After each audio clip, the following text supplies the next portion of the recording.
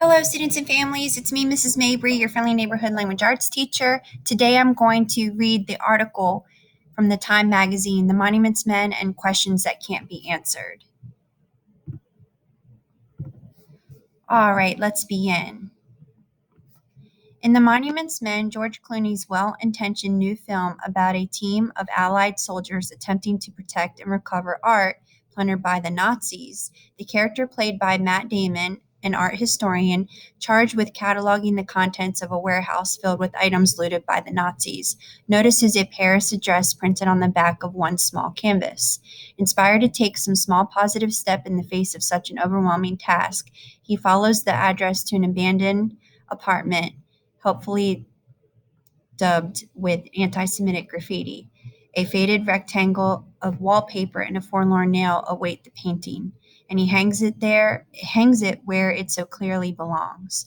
We understand that he is satisfied that he has, even if in a small way, done his job.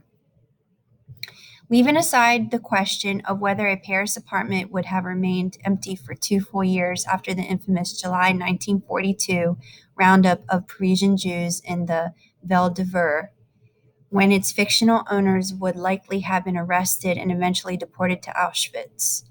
The hollowness that accompanies the return of this painting to the empty apartment highlights the conundrum that will always haunt any attempt to come to terms with this subject matter. To whom does property belong when the people who once owned it have been exterminated? No tale, perhaps, illustrated that tortured question better than the bizarre saga of the so-called Hungarian gold train. In their zeal to eradicate every trace of the Jewish population of Europe, the Nazis and their eager confederates seized property of all kinds. In Hungary, for example, the fascist Arrow Cross government compelled the Jewish population to turn over everything from stamp collections to fur coats, China services to jewelry, before deporting them to be murdered in Auschwitz. Though much of this state-sanctioned plundering was subject in turn to private pilfering by government looters as war came to an end and the invading Russian army closed in on Budapest, a vast quantity of Jewish property was loaded into a single 42-car freight train and sent in the general direction of Berlin. After perambulating for months through the devastation of Central Europe, the Hungarian gold train, as it had by then come to be known, ended up in the hands of the victorious U.S. Army headquarters in Salzburg, and with it, the dilemma of what to do with its contents. Most of Hungary's Jews were dead, and though the surviving remnant clamored to have the contents of the gold train returned to them, U.S. officials had good reason to believe that no property turned over to the new Soviet-controlled Hungarian government would ever end up in the hands of its original owners.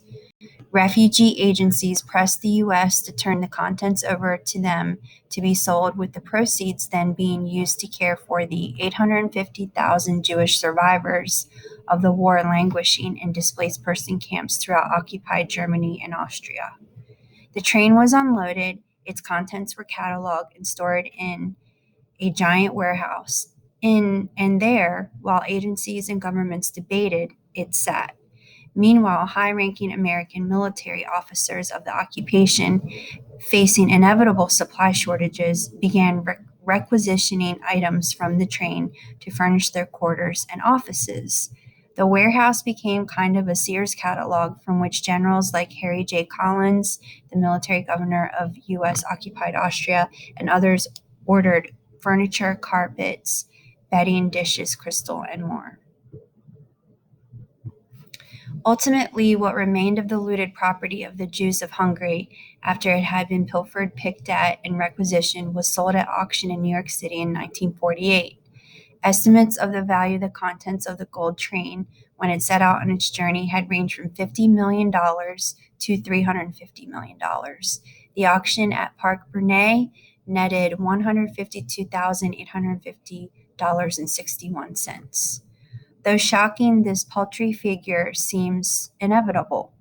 I own a pair of silver candlesticks my great-grandmother brought with her out of Russia when she immigrated at the turn of the last century. To me, those candlesticks are priceless, their value beyond measure.